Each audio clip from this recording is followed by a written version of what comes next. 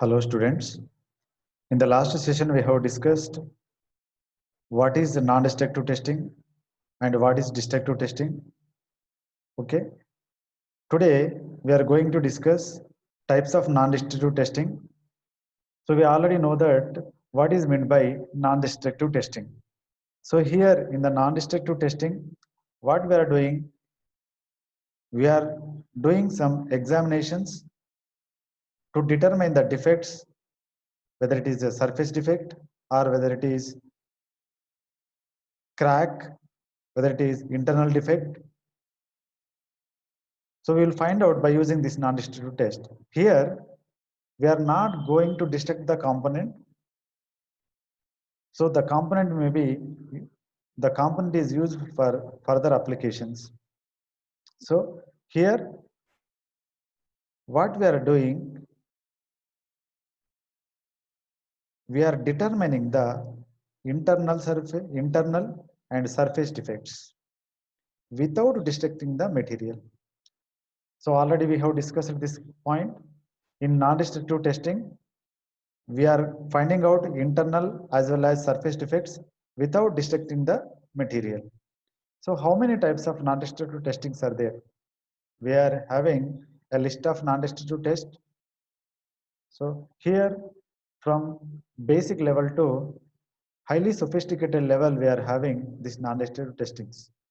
So the basic level is visual inspection method, and the high level is radiography test. So if you see here, we are having a variety of non-destructive test. First one is radiography test, and the second one is ultrasonic test, magnetic test, and the liquid penetrant test, spark test, visual inspection test. This times sometimes this magnetic test is also called as magnetic particle test, because here we are using magnetic particles to test the components. So what you are going to get from this test? You are going to find out the defects, whether it is internal defect or a surface defect. So internal defects like slag inclusion, blowholes, surface defects like cracks, all these things we can find out by using this non-destructive testing.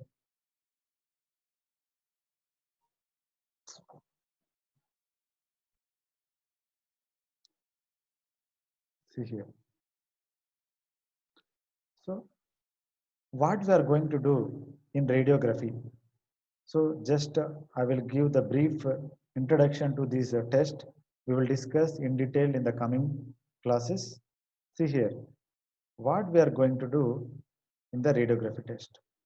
So radiography is nothing but we are sending some rays, X-rays or gamma rays, to the material going to be tested. And those rays should fall on a photographic film, and which is developed later. So by studying the photographic film, we can say that which type of defect is there. So here this radiography is used to find out the internal defects such as blowholes, slag inclusion, all these things. So what we are doing here, we are sending X-rays or gamma rays to the material to be tested, and those rays should fall on the photographic film. By analyzing the photographic film, we are saying that which type of which type of defect is there, whether it is blowhole or a slag inclusion. So if you see here, the rays which pass through the rays should pass through the material and later they should fall on the photographic film. And if you see the ultrasonic testing, what is happening in the ultrasonic testing? So we are sending ultrasonic waves that should pass through the material, and when you are having a crack inside it, it reflects back, and those reflected waves can be sent to the oscilloscope. See, the electric pulse are fed into the cathode tube, which is having a, that is your oscilloscope. I will show you. See, by using this oscilloscope, we will study the defects. I'm repeating once again. So in the radiography, we are sending X-rays or gamma rays to the through the material which is to be tested, and later those rays should fall under the photographic film. By studying the photographic film, we can say that what are the defects are there. What are the defects are there. And if you see ultrasonic testing, in the ultrasonic testing, what we are doing, we are sending the ultrasonic waves to the material, and the reflected back waves can be sent to the oscilloscope. So the oscilloscope is studied, that output of the oscilloscope is studied to find out the various defects. So in this way, we will find out the defects by using radiography and ultrasonic testing. So just this is a basic thing we are discussing here. Okay, in depth we will discuss in the coming sessions.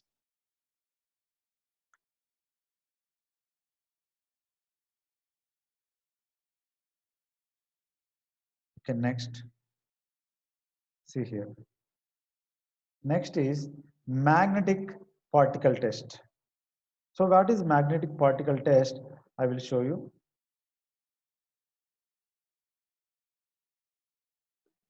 Magnetic particle test. This magnetic particle test is used to detect defects only in ferrous metals. So this method is not applicable to all metals. It is only suitable for ferrous metals because it should have magnetic property. So it should have magnetic property, then only we can use this test. Otherwise, we cannot use this test. So that's why it is only limited to ferrous metals. It will not be useful for non-ferrous metals. So that is the limitation for this magnetic test. And if you see the liquid penetrant test, so here we are using some liquid to penetrate into the cracks. And if you apply some powder, that powder reacts with the liquid and forms some color. Based on that color, we can say that some crack is there on the surface. So this is liquid penetrant test. And if you see the spark test, so the spark test is used to identify the materials, defects in the materials. Okay, so if you see the spark test, what will happen? So based on the study of sparks, that means analyzing the sparks that are developed, we can say that this type of defect is there. See here, what will happen in this one? We are pressing the metal with the grinding wheel and the sparks are emitted. Based on the sparks, we will say that it is having some defect in the material. Okay, this is spark test. Repeating once again, what is magnetic particle test? In the magnetic particle test, we are using some magnetic particles onto the surface of the material to be tested. That material should be a ferrous metal because it can be used only for ferrous metals. It cannot be used for non-ferrous metals. Okay, when you magnetize it, then based on the structure, that means the orientation of the magnetic particles, we can say that how the crack is, where it is there, we can say by using the orientation of the magnetic particles. And the second one is liquid penetrant test. The name itself indicates liquid penetrant. So the liquid penetrates into the crack, and when you apply some powder on that one, then the liquid reacts with the powder and gives some glow. That means some color it gives. Based on that color, we can say that some surface defect is there on that surface. That is liquid penetrant test. And in the spark test, we are using, by analyzing the spark that is developed between the metal and the grinding wheel, press it together. Based on that sparks, we can say that some defect is there in the material. This is magnetic test and liquid penetrant test and spark test. And next comes to, this is very, very important. Okay, So many times it may be asked in the examination, and we have to differentiate.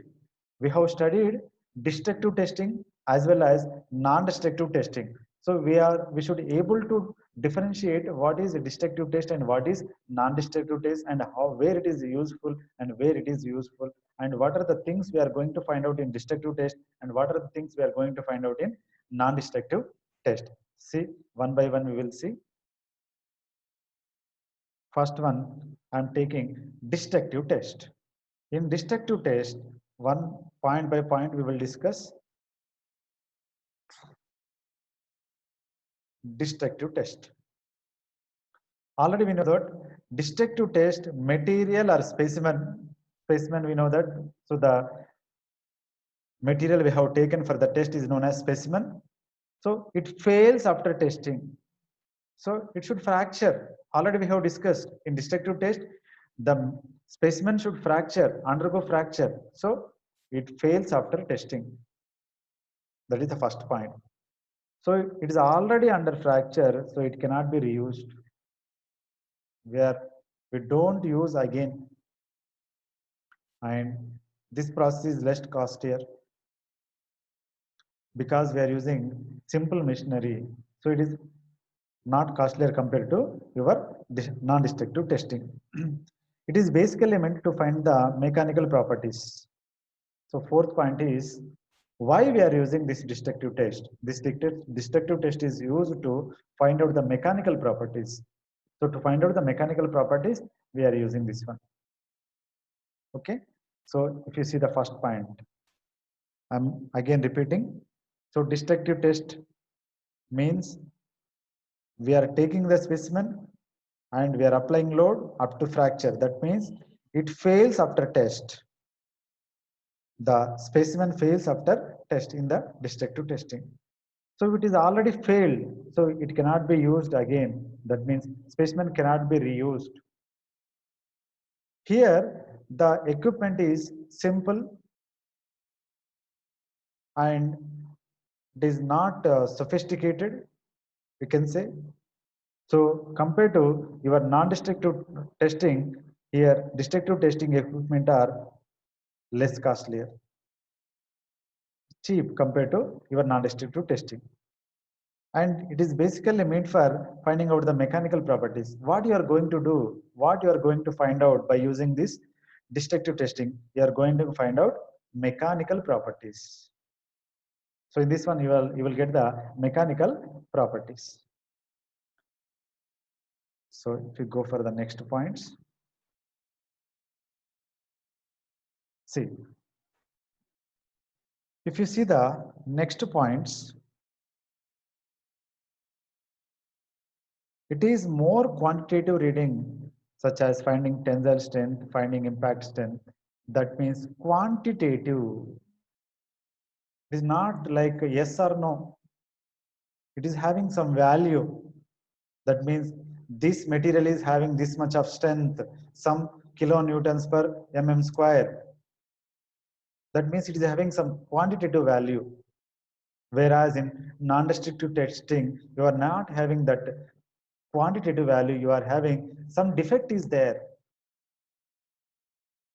Okay, so that is quantitative value, quantitative reading. So you can find out strength or impact strength, whatever you are finding out, it is having some value. That means some number is there. Various destructive tests are tensile, compressive, shear, impact, fatigue. All this comes under your destructive test. If you see any of the test you take, you are having some quantitative value for that one. That means some number, some reading is there. Some reading is there. So I'm repeating. The first point is here. It gives a quantitative reading. It gives some value, whether it is tensile strength or compression strength or shear strength. And what are the various destructive tests are available generally?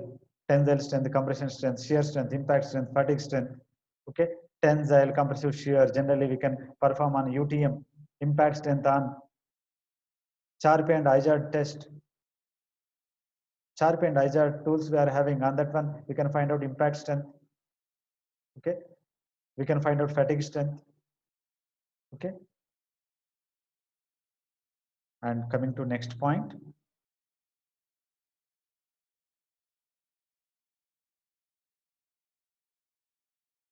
See, non-destructive test. So we have completed destructive test. Now we are entering into the non-destructive test. So is there any difference between those points and these points? So first point, there the specimen fails. Here the specimen does not fail even though after testing. So that's why it can be reused. But the equipment cost is costlier. The equipment is more costlier compared to your destructive testing. It is basically used to find out the defects, especially internal defects. So to find out the internal defects, we will use this non-destructive testing. I'm repeating once again. So what is the difference compared to your destructive test, this non-destructive test having? First one is, in this one, the specimen will not fail even though after testing. So it is not failed, we can use again, that means reuse is possible, and it is costlier. This procedure is costlier. This non-destructive testing procedure is costlier because here we are using sophisticated equipment. And it is basically used to find out the internal defects. So to find out surface defects and internal defects, we can use this non-destructive testing.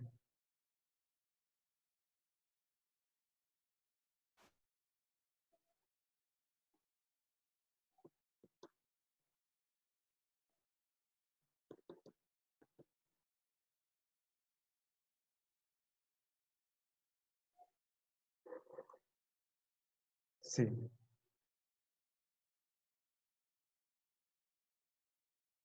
So what is the next point in the non-destructive testing? Here, it is a qualitative.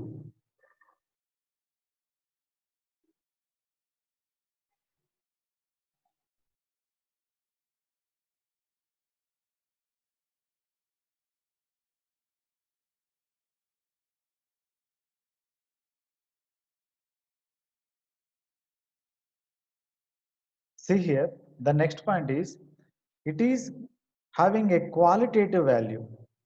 In the previous one, what we are having a quantitative value. Okay, so we are having a qualitative value here. That means whether it is good or bad. That means whether it is defective or non-defective, like that. So it is having a qualitative value which tells whether the specimen is good or bad, usable or not usable. So we can say that whether it is having defect or not having a defect, that means it is good or bad. Or we can use that one or we cannot use it because it is having some defects. Okay. Various non-destructive tests already we have discussed. Liquid penetrant test, magnetic flux or magnetic particle test, radiography and ultrasonic test. These comes under non-destructive testing. I am repeating. In non-destructive testing, we will get a qualitative value. That means whether the specimen, whether the component is good or bad. It can be usable or not usable. Okay, we can get from this test. And what are the various non-destructive tests are available? That is liquid penetrant test, magnetic flux test, radiography, ultrasonic test.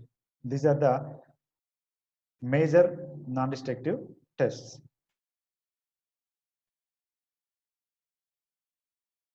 You see, what is the summary? What are the things we have? What are the things we have studied?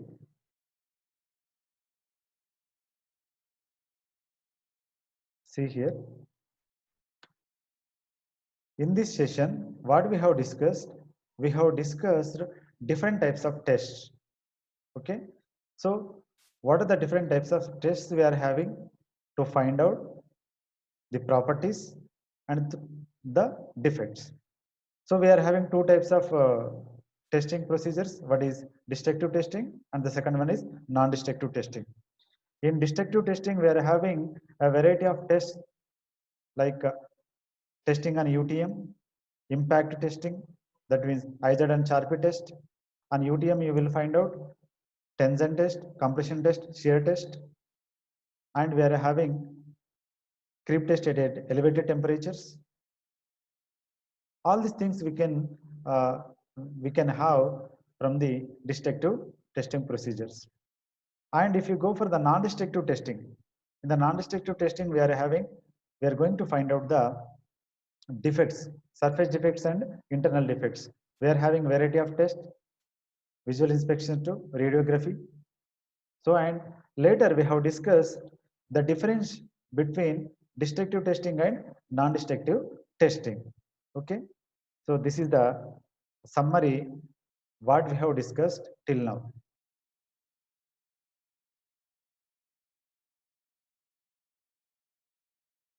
Okay, so if you see, already we have discussed these points.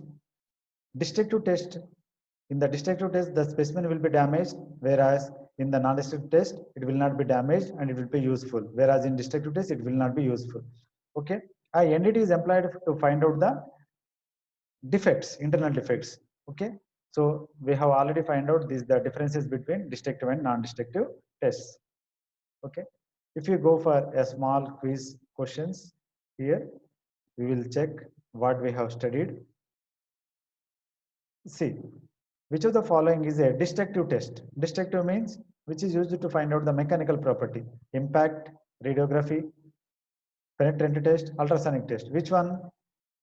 Radiography, liquid penetrant test, ultrasonic tests are non-destructive tests. So what is the answer? Impact test. Impact test. And if you see the second one, which of the following is a non-destructive test, which gives the defects? Tension test, hardness test, impact test, ultrasonic test. The first three are destructive test and the fourth one is non-destructive test. So ultrasonic test is the non-destructive test. See here, the impact test, the strength of the material depends on. So impact test, we didn't enter into the detail, but what is meant by impact? Impact is nothing but sudden load. So here we will use this word, this amount of energy that can absorb when the sudden load acts on it, that gives the impact strength. So in the impact strength, in finding out of a impact test, what we will do, we will find out the how much of amount of energy that can be absorbed during the impact. We will find out. So the answer will become the amount of energy absorbed. Okay, we will discuss these things when we discuss IJAD and Charpy test. Okay, see the type of indenter used in Rockwell's hardness test. So what is this Rockwell hardness? One type of test we are having to find out the hardness value. We are having Rockwell hardness, Brinell hardness, Vickers hardness. So these are the three testing methods to find out the hardness values. Okay, so here in a Rockwell hardness, which type of indenter is used? Indenter means that applies the force onto the specimen. I already told you when we have discussed the hardness value. I have shown you one diagram with a ball indenter, right? So which type of material generally we will use in Rockwell hardness? We can use diamond as well as steel. That means diamond and metal both can be used in Rockwell hardness. So what are the frequent questions generally they will ask? Why testing of material is required? Why we have to test? First one is to find out the mechanical properties. Second, to find out the defects. So we are having various destructive and non-destructive. From that one, what you are going to find out? What is the difference between adapted what are the different tests adapted for testing of materials? We are having various of destructive and non-destructive. In that one, destructive we are having variety of test, and in non-destructive also you are having variety of test. List out destructive test, list out non-destructive test, distinguish between destructive and non-destructive test. So we have discussed elaborately between this destructive and non-destructive tests difference. See here. Write few differences between destructive and non-destructive. Name 5 important mechanical tests that will value information about the metals and alloys. Valuable information. Valuable information means, so which gives the values, that is tensile strength, compression strength, shear strength, impact strength, hardness, creep value, endurance limit, all these things, fatigue limit. So these things we can get from different tests we are having. So you may have, see here, suggest a non-destructive test to reveal the following defects: slag inclusions in the castings, small cracks in the steel plates. So how you will find out steel plates having cracks? How you can find out the slag inclusions in the castings, and how you can find out the surface cracks in the steel plates? Okay, so we may have which type of you may get idea when we discuss in detail regarding this non-destructive tests. So with this one we are concluding this destructive and non-destructive test differences.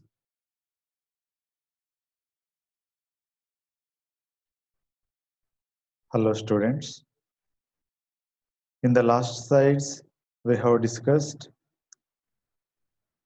different tests for engineering materials and types of tests, and the difference between destructive testing and non-destructive testing we have discussed. If you see here, so what we have discussed in the previous slides. So in the previous sessions, we have discussed mechanical properties of materials, and that is nothing but behavior of material under external loads. And later we have discussed what is the necessity to do test and how many types of tests are there. So we are having destructive and non-destructive test. And later we have discussed what is the difference between destructive and non-destructive test, and a list of destructive and non-destructive tests we have discussed. So in this slide, we are going to discuss the working of UTM and how tension test is carried out on it, and how to draw stress strain diagram for mild steel, and what are the salient features of stress strain curve for a ductile material. That means what are the different points on a stress strain diagram for a ductile material we are going to discuss. And later we will discuss what is the procedure to conduct a compression test on UTM. So we will learn a tension test on UTM and stress strain diagram and different points, that means salient features of stress strain diagram for a ductile material. And later we will discuss compression test procedure on UTM. You see these points.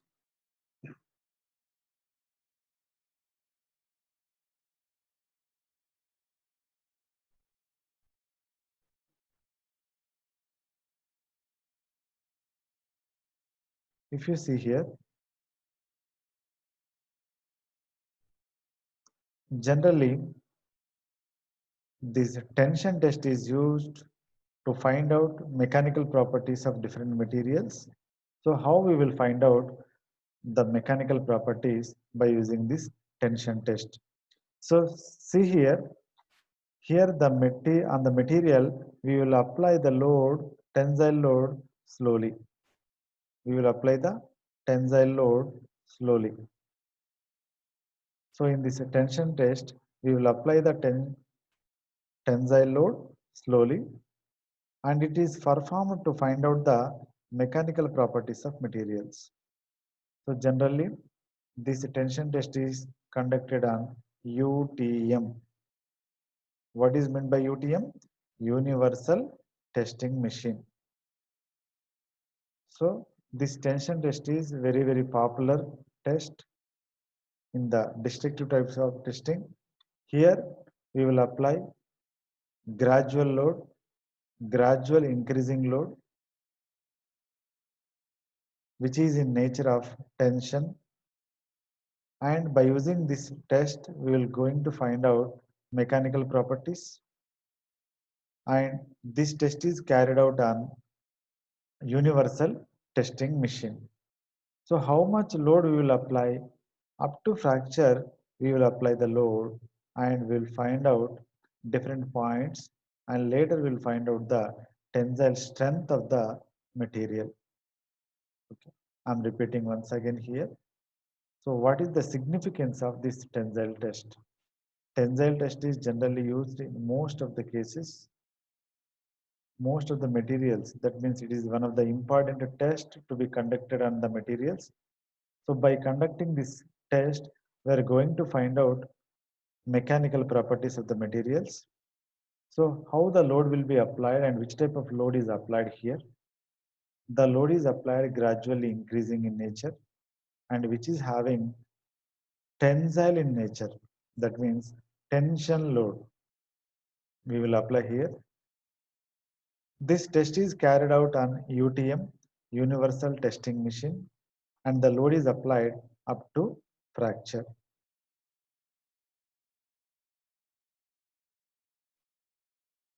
See, if you see the diagram, this is nothing but a universal testing machine. Here, universal testing machine. If you see here, you are having a dial here, which shows the how much load is applied. And if you see, you are having a fixed head and you are having a movable head. Okay. So by fixing the specimen in between the heads, when we apply the load, so generally the load may be mechanical load or a hydraulic load. We will apply slowly, and after some time it will broke into two pieces. That means fracture will occur. So based on the reading, and you will get a stress strain diagram with for the attachment. From that one, we will find out different points of the stress strain diagram and the ultimate strength of the material. Okay, so this is universal testing machine. Okay, we will discuss in detail.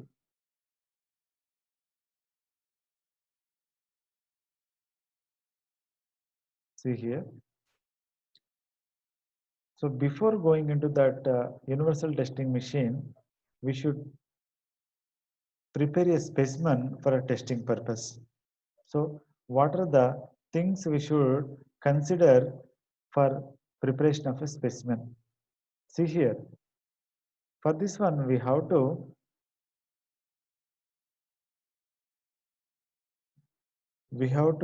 choose a diameter and the parallel length. So what is meant by parallel length? I will show you gauge length. Okay, and L naught. What is this L naught? I will show you.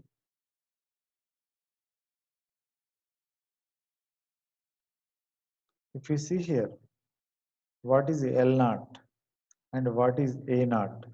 L naught is nothing but your gauge length. Okay, so how to find out gauge length? Gauge length is equal to 5.64 under root of A naught. What is A naught? Cross sectional area of the specimen. So here, if you see here, first we have to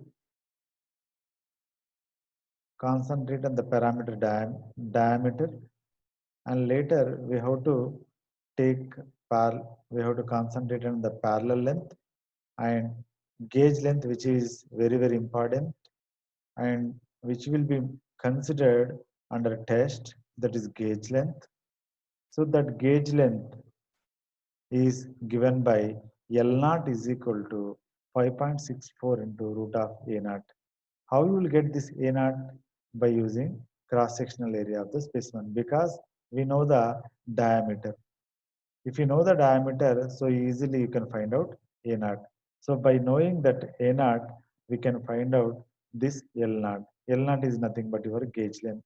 So you have to take this much of gauge length, then only you will get uh, uh, fruitful results. That means proper results you will get in the tensile test. So a specially prepared test specimen of a uniform circular cross-section is held in the jaws of the machine.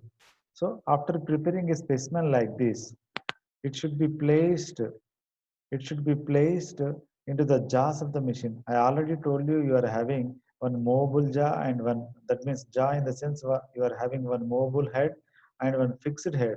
In that heads you are having jaws for holding the specimen. Okay, so here you can hold that specimen into the jaws of the mobile and fixed heads.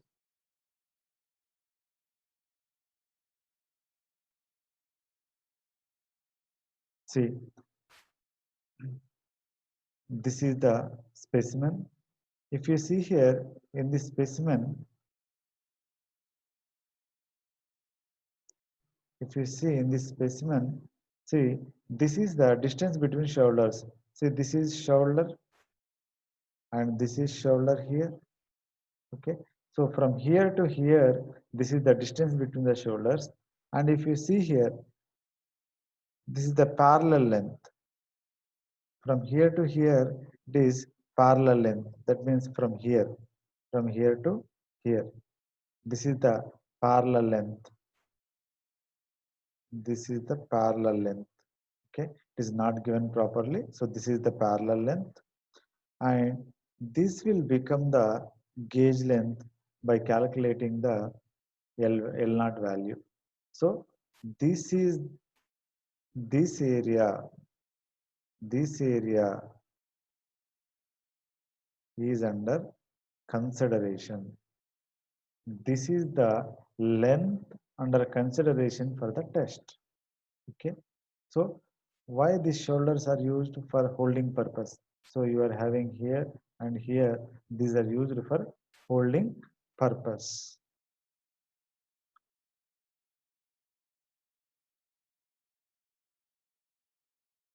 I will show you.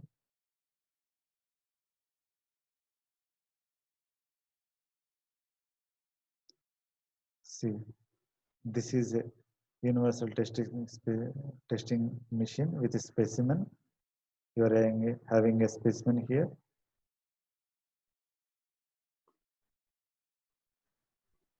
See here, this is your specimen. Okay, and you are having a fixed jaw. Two heads are there. So you are having jaws here. You are having jaws here. So the specimen is fixed here. The specimen is fixed here. Okay, and see here you are having one jaw. Here you are having one jaw. Okay, so this is hydraulic fluid you are having. So this is the different controls for operating. Okay, so you are having different knobs here. From this one, the hydraulic fluid will enter into the chamber and it will exert the tensile force onto the specimen.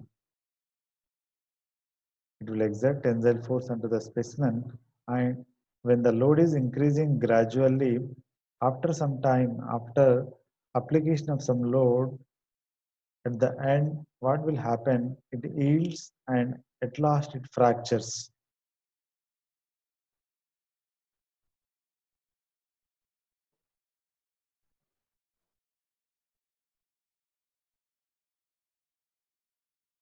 Okay, how to do the tension test on UTM? See here, how to do the tension test on UTM. Okay, see here, first fix the specimen onto the UTM. I already showed you the how to fix the specimen onto the UTM and attach the extensions, and load is applied gradually up to the fracture. So we have to apply a tensile load, so which is increasing slowly, and we have to increase the load up to the fracture of the component. Then the force is indicated on a calibrated dial. So I already showed you we are having a dial. So where we can see the force, how much force is applied, that means how much load is applied. The Stiston diagram is obtained automatically with the help of an instrument called extensometer. See here, we are having an instrument which is attached to the UTM, that is extensometer. So you are having a extensometer, you are having a extensometer here, so which gives the Stiston diagram. So based the Stiston diagram obtained for mild steel is shown the figure. So we are taking a example for mild steel. Stiston diagram is very important. So this Stiston diagram here we are taking for mild steel to discuss various points on the Stiston diagram. Okay, I'm repeating once again. So how to perform tension test on UTM? How to perform tension test on UTM? So here you have to fix the specimen onto the UTM. You have to fix the specimen onto the UTM and attach the extensions. Load is applied gradually and increase the load up to fracture, and the applied force is indicated on a calibrated dial, and the Stiston diagram is obtained automatically by using the extensometer. And this Stiston diagram can be studied for various points by taking here, we are taking a ductile material, that is mild steel. Okay, so this is the procedure to find out the ten, tensile strength of a specimen.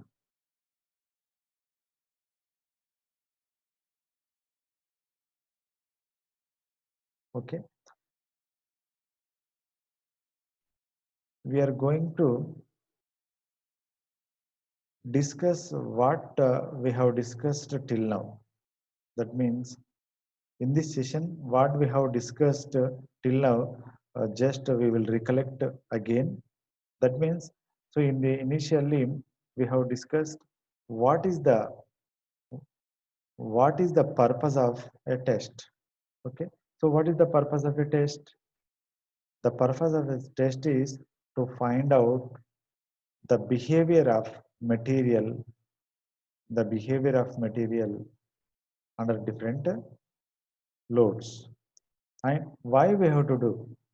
Okay, so if you find out the different mechanical properties, the reliability, if you choose a proper material for a component, the reliability of the product will be more. So if the reliability of the product is more, it is safe and economical. So if it is safe and economical, what will happen? Most of the customers will buy that product. So automatically the sales will be increased. Because of the sales, the profits will be increased.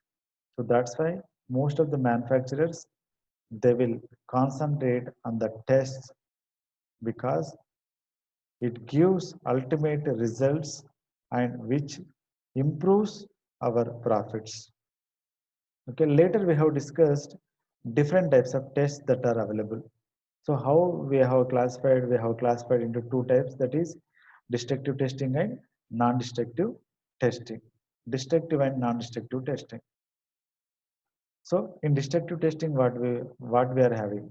We are having different types of destructive testing: tensile test, compression test, shear test, and later we have discussed hardness test, impact test, IJAD and Charpy test, fatigue test. All this comes under destruction test. Okay. And later we have discussed non-destructive testing. In non-destructive testing, we are not going to fracture the component, but in destructive testing, we are going to fracture the component.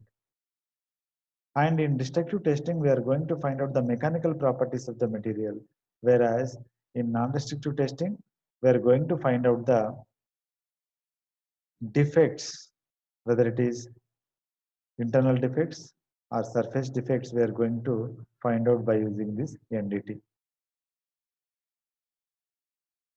And later we have discussed different types of NDT tests.